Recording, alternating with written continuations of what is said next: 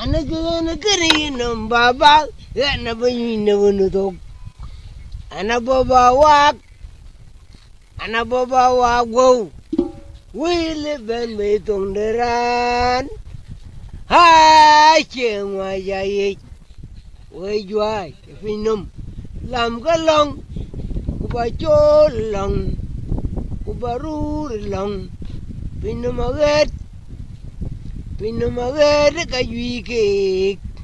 An betit dengan mana jurur nangan. Nyong che ne pinum akaje pinum agir. An betit dengan mana jurur nangan. Nyong che ne pinum akaje pinum agir. Dugil dawai. Nyong che ne pinum akaje pinum agir. Nalayan nyin jungong. Du chen nyin chu kwan chu ro nangan. Nyong che ne pinum akaje pinum agir. Kanyong deger. Nyong che ne pinum akaje pinum agir.